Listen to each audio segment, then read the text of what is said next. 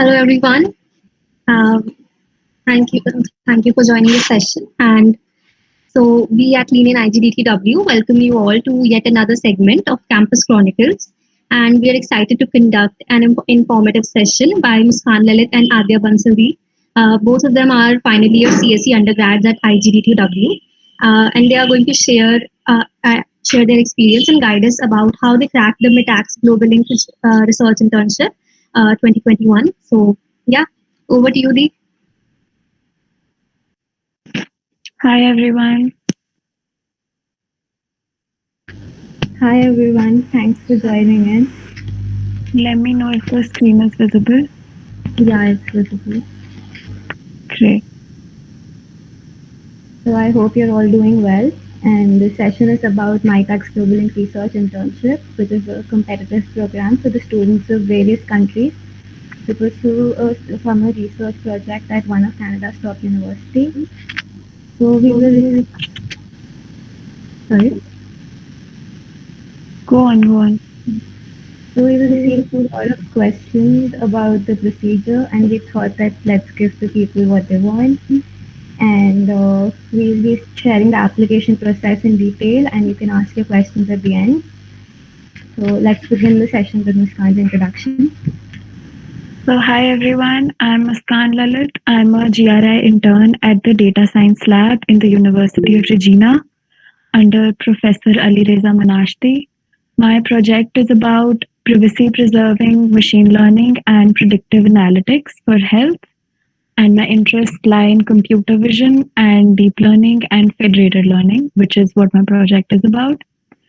So at the time of the application, I had one research internship, which was in IIIT Allahabad. And I had done around two projects, which I considered like good projects, which were related to computer vision and deep learning. So yeah, that was my approximate. And I had pursued some courses on machine learning, but that's it. So hi, I'm Adya Bansal. I was a Mitacs Globalink Research Intern at Department of Chemistry at University of Victoria. My project was regarding data analysis and visualization for community drug checking, and my interests include OpenCV and deep learning. My profile at the time of application was that I did not complete any research internship or project, but I was pursuing one at the time under one of my college professors. I had done some certifications on machine learning and deep learning, and so yeah, that was my profile. Okay, so for anyone who's here and doesn't know what this internship offers you, it is a 12-week internship that will hopefully be in Canada, and you'll get access to the unique research landscape there. You'll get to network with a lot of people, interns who are from other countries who go to the same lab as you, and you will interact with professors in your domain, and you might even like them so much that you want to pursue a master's degree under them or a PhD degree under them.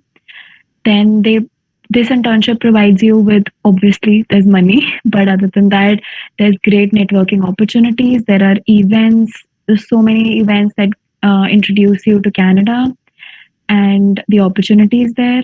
And I think one of the biggest perks of this internship was that we former interns get a graduate fellowship worth 15,000 US dollars if we choose to return to Canada for a research based master's study in any university in Canada, which is a Mitacs partner, which is most of them.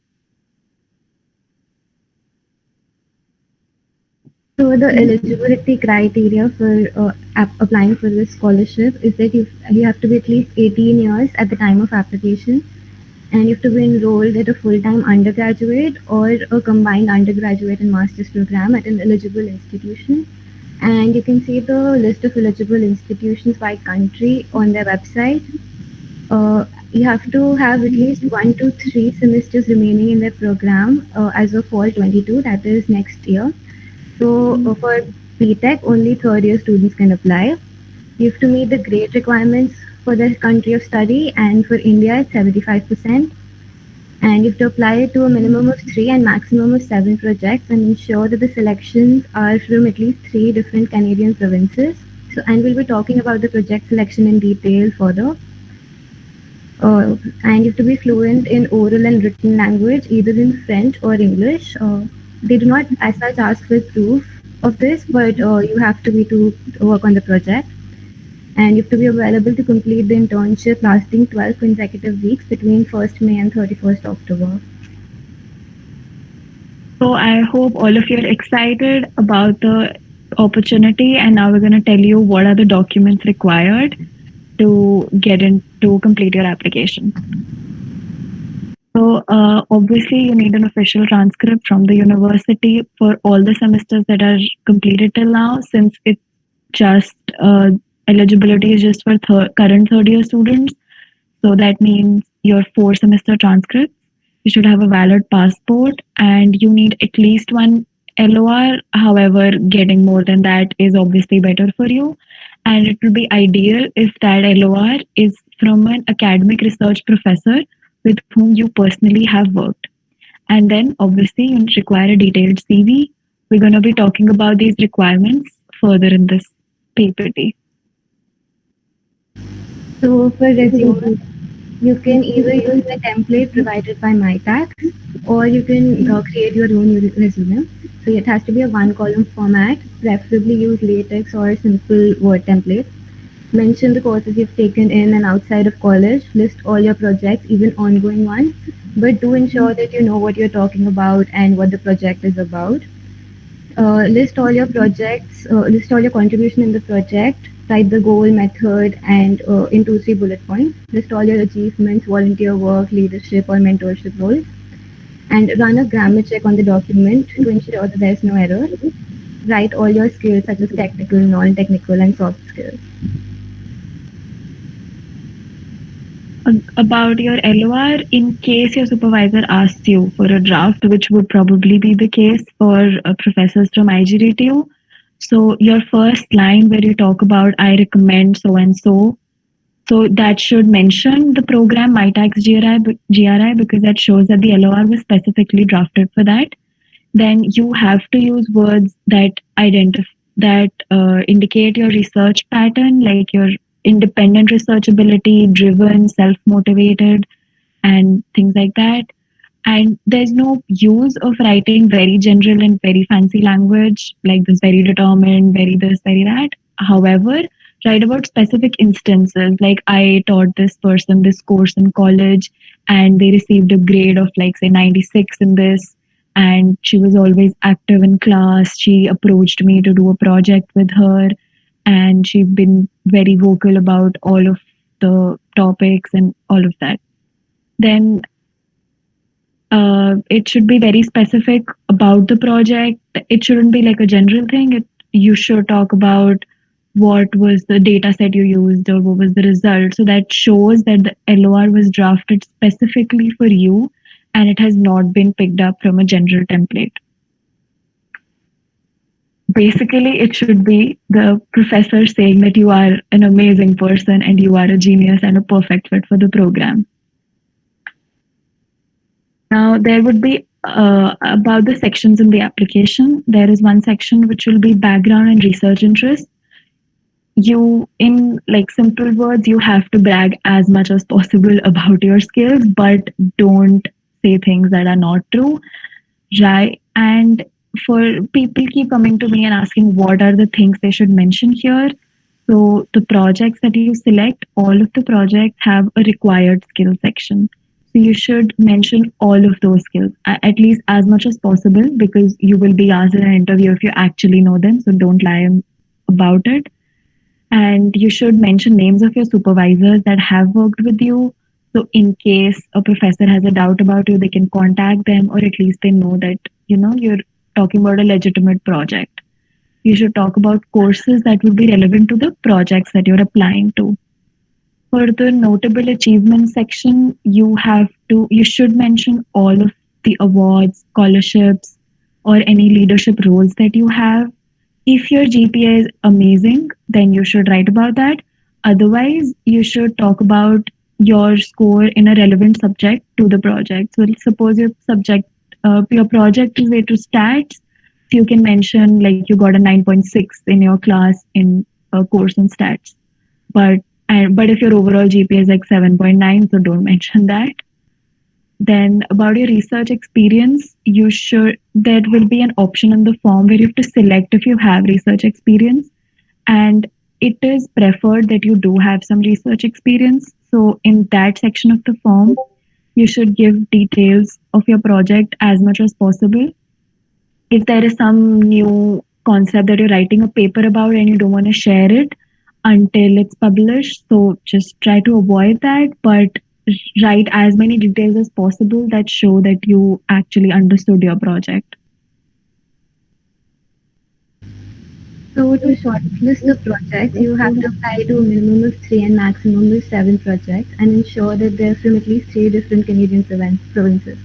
So for example, if you've applied to 3 projects that are located in universities in British Columbia, you will have to select all the other projects which lie in different provinces. So also do apply to 7 projects as that increases the chance of you getting selected. You will be able to search the database by projects, by institution name, province, and keywords. And our advice to shortlist projects is that you read the description and student role of the projects very carefully and understand what you're applying to. And shortlist the projects according to your skill set and interest, as it's very important because since you'll have to work on it.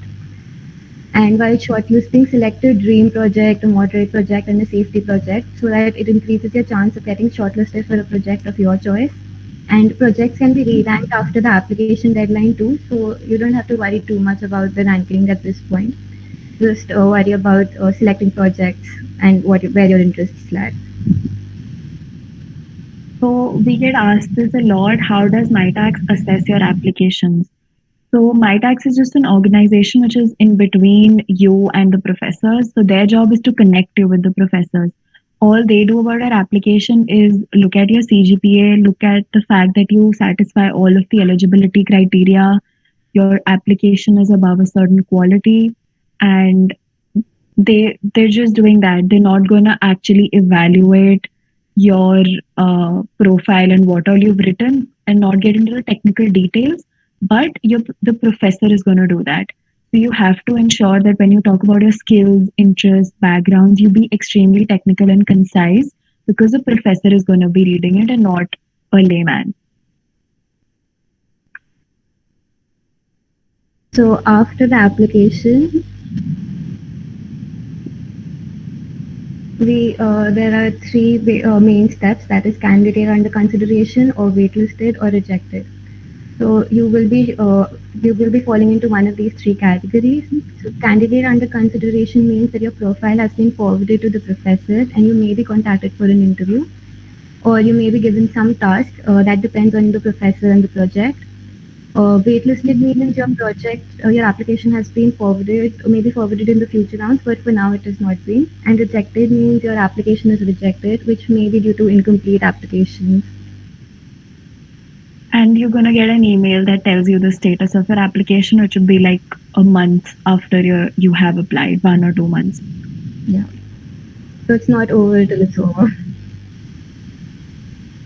So yeah, after you have applied and you get an email about candidate under consideration, that means you can be contacted for an interview. So here are some interview tips because I've not seen anyone get selected without an interview. So you will definitely have to do this. So you should do a thorough background research about the professor, about his or her background, what all they've worked on, and what department or lab they're affiliated with, and how you are a good fit. So you should be very good at explaining this to them because they'll probably ask you that why do you think we should select you because we have like 10 other applicants. So you have whatever project you get an interview call for, you should be very thorough with the skills required, with the summary that they've given, and whatever relevant concepts that come to mind, you should be very thorough with them. So, for example, when it was my case, I got an internship call for a project which was about machine learning, which was about basically using neural networks.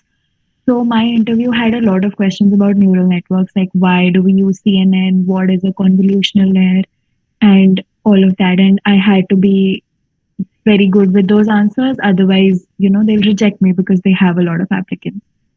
And you should sound confident. You should sound excited that you really want this opportunity. Usually, professors will select one intern per project. So it's extremely competitive.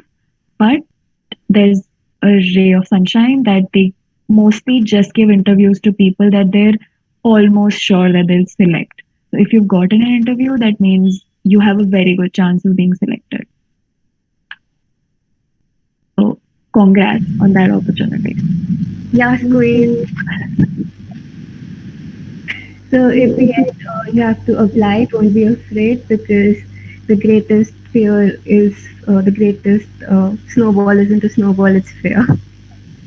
So yeah, just even if you feel that you're not good enough, don't think that you are. You should totally apply. We see a lot of people get in with less research experience or an average profile, average GPA. We had average GPAs. Yeah. But you shouldn't be afraid and you should totally apply. This is a very great once in a lifetime opportunity. Yeah, it's an amazing experience, so you should definitely apply. So this was all for our presentation. Please ask your questions.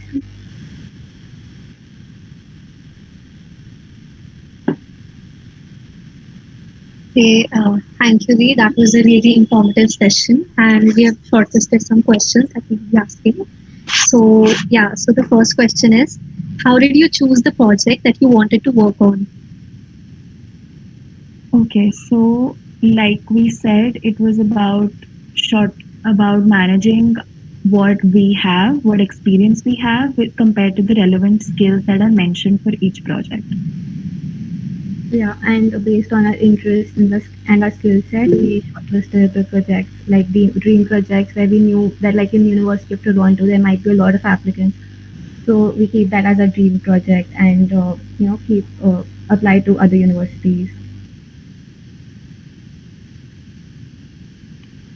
Okay, and does projects also play an important role in the selection process?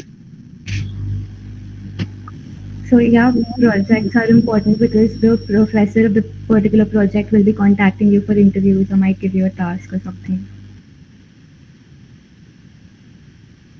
Muskan can add on. And I think the question is about the projects that we have previously.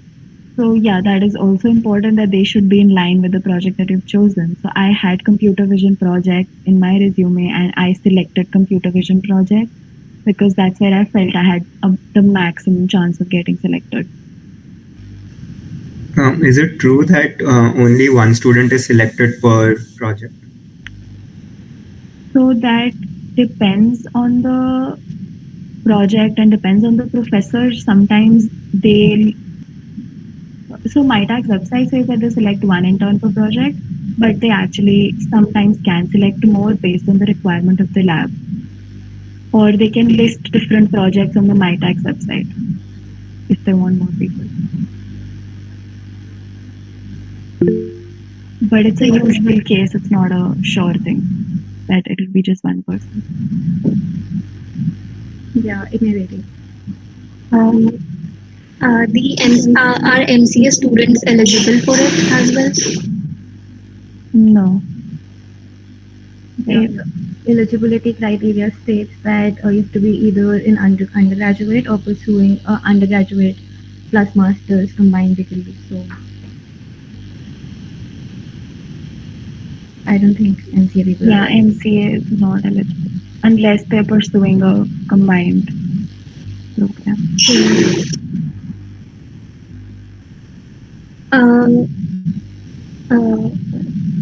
Can I ask another question? Yeah, go ahead. Okay, so can you please elaborate on the skill set that one should have to apply for these projects? Okay. So first, I think a preference goes to someone with a research background or at least pursuing a research project currently. So I would highly recommend everyone to have that in your skill set. And other than that, it totally depends on what project you've chosen. If you are interested in like machine learning AI, so you should have courses that you've completed in college, outside of college. You should be proficient with some languages like Python, so you should mention that in your skill sets. You should be confident with some libraries, and you should have sufficient background in that. Yeah, and you can like select projects according to your skill set because there are so many projects to choose from. Yeah. Okay, and as you mentioned earlier about we need to have LORs from our professors. So do CGPA also have some weightage if that? Like mentioning the CGPA on the LOR. No, as in like if someone wants to apply for these internships, then does CGPA also play an important role, like for getting the LOR or something? Not in my opinion. Adya, what do you think? No, I think it depends on the professor. Yeah. So, like in our case, we got LORs from a certain professor that we were doing a research project with, Yeah. and our GPA didn't matter. She didn't ask us for our GPA. But yeah. But it varies from professor to professor, so they may ask you. Totally depends on the professor. Yeah, like I have had professors in the past for some other program that I approached them for an LOR, and the only thing they asked me was how much I scored in their subject. And that's because they were going to give me a general LOR, and I hadn't really done a project under them. So that kind of LOR does not carry a lot of weightage when you've not had a personal interaction with the professor. Okay, and can you give some tips regarding essay questions, writing essay questions? So, like we elaborated in our slide previously, I think those tips are enough to like write essay questions. Okay. Yeah, Muskan has shared the screen where she's shown the slide. Yeah. Okay. And we need to write essay questions in paragraph or in points. So you need to be concise. So I would I would say that you should prefer writing it in points because I think there's a word limit. Yeah, 100 words. Yeah. So if you can fit your essay question in 100 words while writing in a paragraph, you can do that. If not, you should consider writing in points so it's concise and easily understandable to the professor.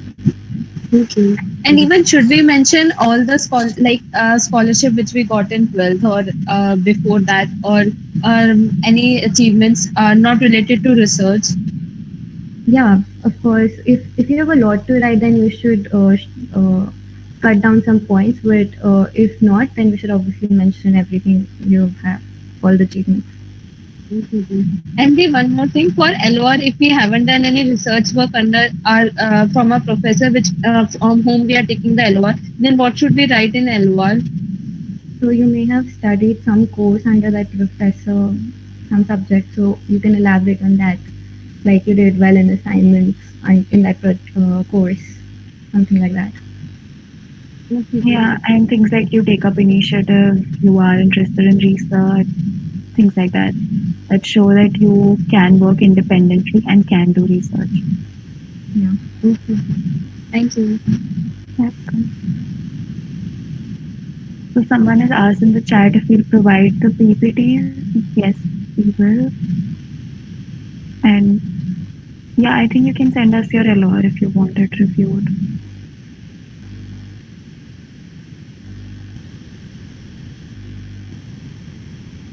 Okay. Someone is asking, I'm in second year, so what should I do from now, keeping in mind about the Mitacs program?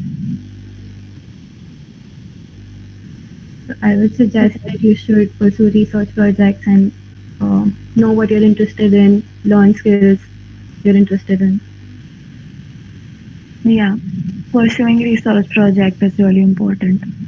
So just contact professors from your college or from other colleges and reach out to them and try to do research with them.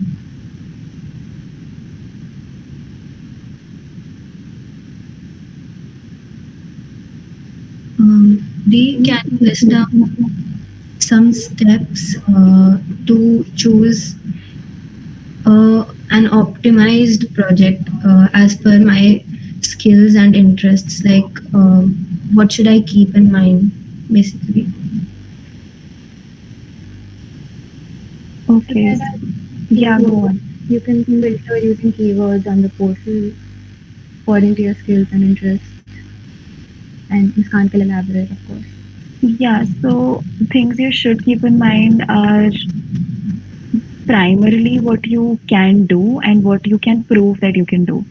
So if you are skilled in some programming language, look for projects that ask for that language. And I know there are a lot of projects that seem very interesting, but we don't have the complete skill set for that. Like I saw a lot of projects that were around graphics and computers, but I didn't have background in graphics. So applying to that is just a very low chance that I'll get selected. You should just apply to projects that you are sure you possess the skill, the professor belongs to a department which works in a direction that you like. You can explore a professor's profile also, though that will take a lot of time, and you should just do that once you have a list of 10 projects to cut it down to 7. And I think you should also consider the university, but obviously those are like lower in the list of priorities. You should first focus on your project. Okay, Nee, thank you so much. Welcome.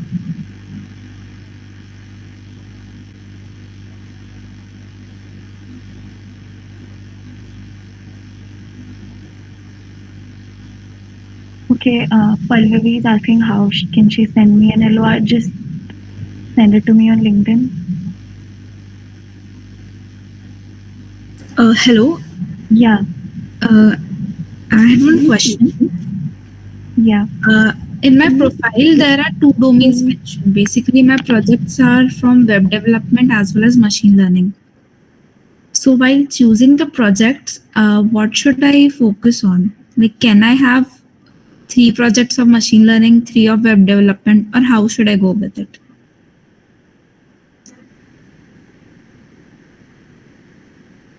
Okay, so one option is that you can do web development and machine learning like separate 3 or 4.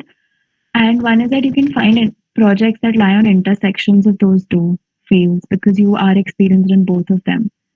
So, and there would be less people who know both of those. So I think you would have slightly lesser competition if you apply to projects that are at the intersection of those 2 fields. So some project that requires a machine learning model deployment on an app or on a website, things like that, I think. Adya, what is your opinion? Yeah, I think that would be great to it would be great to find a project on the intersection of both these fields, but it's totally your call about what projects you want to select. Where do you think chances of your selection lie more? So it's totally your call on that note. Okay. And I wanted to ask one more question. How is CGPA important? Like, what should be a minimum? Like, not very strictly, but about what they consider. So 75%, I think it's for India. As I mentioned before. 75 is minimum for India. That's your eligibility. If you have below 75, you will get rejected straight away. Okay. And I think other than that, having a CGPA closer to 8 you will have decent chances. Yeah. Okay. Thank you. Yeah. So someone has asked, does cold emailing professors for research internships abroad actually work? It does, as long as it's not a generic email that you send to each professor. You have to study their background, their interests, and then write to them. And obviously, if it's like a great university, great professor, their LORs will weigh more for your profile. So it will work.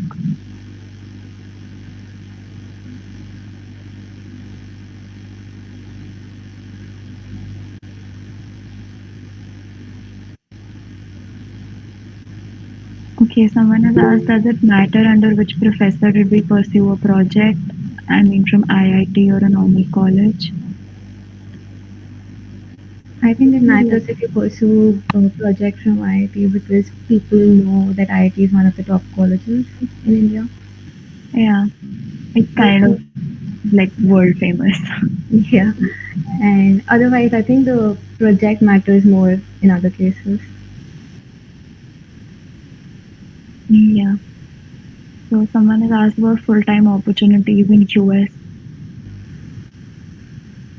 Um, we don't know. This is about Canada, so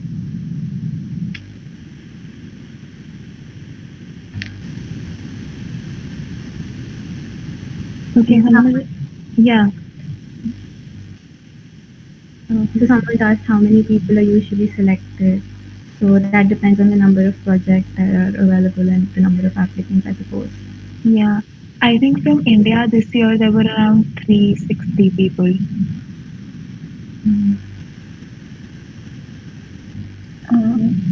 Hello. Yeah.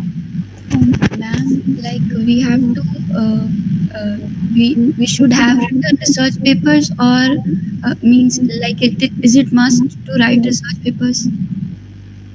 No, we did not have publications when we were applying, but we did have papers that were under progress. So that we mentioned that. So it's important that you mention your research experience. They know that, there are also research people, supervisors, they know that not every project you work on gets translated into a paper immediately. So just mentioning experience is more important than mentioning papers. Okay, thank you, ma'am. Yeah.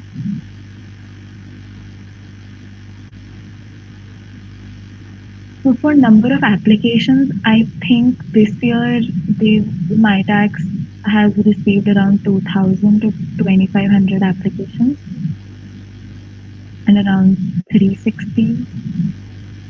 And that is the approximate number for our year, but I don't know what will be this year. And this is for India. Yeah, we're just talking about India. Okay. Okay. Yeah, Pallavi, I don't have my essay answers, but I think I can share my LOR with my draft.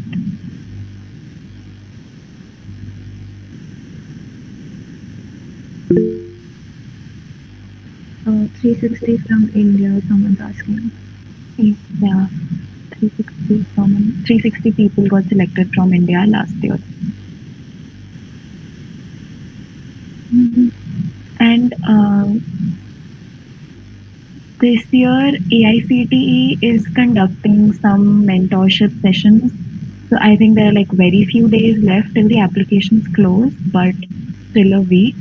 And AICTE is conducting a mentorship thing for people who want to apply to GRI. So I think you will find the details on their website, and they will actually get you in touch with people like us who were selected last year.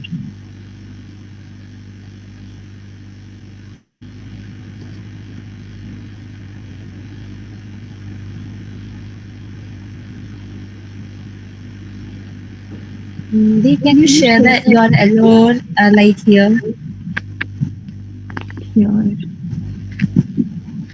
I'll have to find it right now. I'll share it with you on LinkedIn.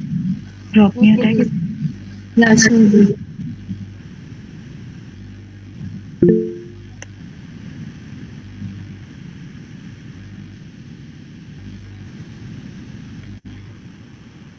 List the name of the organization. I said AICTE.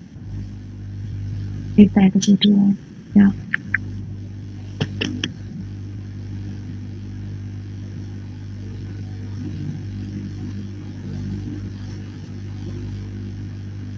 My request is pending at you. Sorry, what? Unlike my LinkedIn request is pending at you. Just Okay.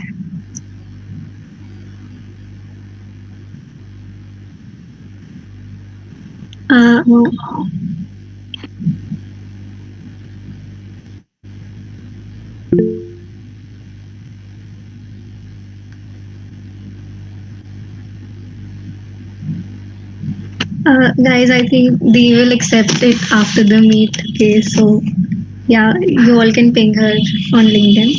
And I guess we have covered all the questions. So, would you like to give some piece of advice or some ending note for people who are up, preparing or going to apply for the program? Adya, you want to begin? Sure. I just want to say that do apply. It's an amazing opportunity. You get international exposure and international work experience on your resume. So, and it will learn amazing things and you'll gain an amazing skill set.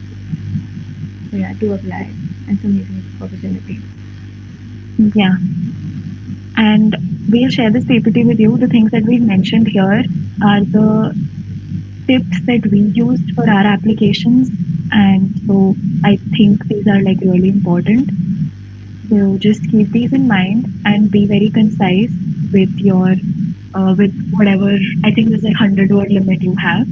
So be very concise with it, and you'll get it. Don't worry. Yeah, we wish you all the best. Yeah.